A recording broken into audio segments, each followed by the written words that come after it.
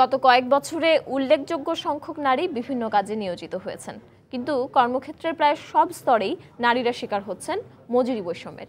অনেক ক্ষেত্রেই তারা পাচ্ছেন না সরকার নির্ধারিত ন্যূনতম মজুরি। শ্রমিকদের ট্রেড ইউনিয়ন করার অধিকার সুনিশ্চিত করা গেলে নারীর মজুরি বৈষম্যের বিরুদ্ধে নারী পুরুষেরা ঐক্যবদ্ধভাবে লড়াই করতে পারবে বলে মনে করেন নারী শ্রম অধিকার আন্দোলনের সঙ্গে জড়িতরা। তাহসিনা জেসির প্রতিবেদন।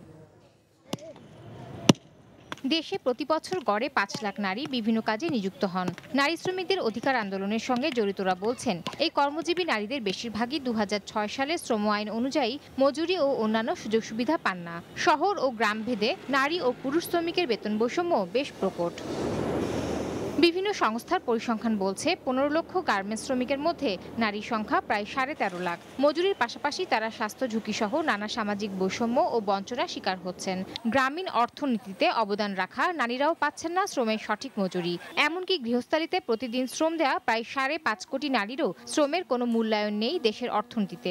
সরকারি প্রতিষ্ঠানগুলো ছাড়া বিভিন্ন জায়গাতে নারীদেরকে বেতনের অনেক বৈষম্য আছে, মজুরির অনেক বৈষম্য রয়েছে। মুদ্রাস্ফীতি থাকলে তো সেটা তো যেটা তার প্রকৃত আয়টা তো কমেই যায়। যেখানে বেশি বঞ্চিত হয় নারীরা, সেই শ্রেণীর নারীদের পারিবারিক দুরবস্থা, অর্থনৈতিক অবস্থা।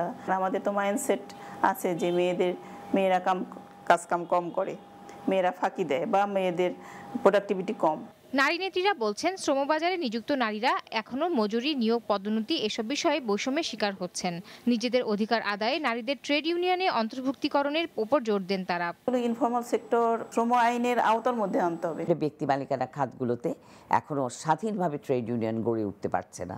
সে কারণেই প্রয়োজন, যেখানে নারীরা রয়েছে, নারী সদস্য রয়েছে, তাদেরকে ট্রেড ইউনিয়নে সংঘবদ্ধ হওয়া এবং তাদের এই মজুরি বৈষম্যের বিষয়টি ট্রেড ইউনিয়নের দাবি হিসেবে নিয়ে আসা। তখন নারী পুরুষ সবাই মিলেই এই বৈষম্যের বিরুদ্ধে লড়াইটা করতে পারবে।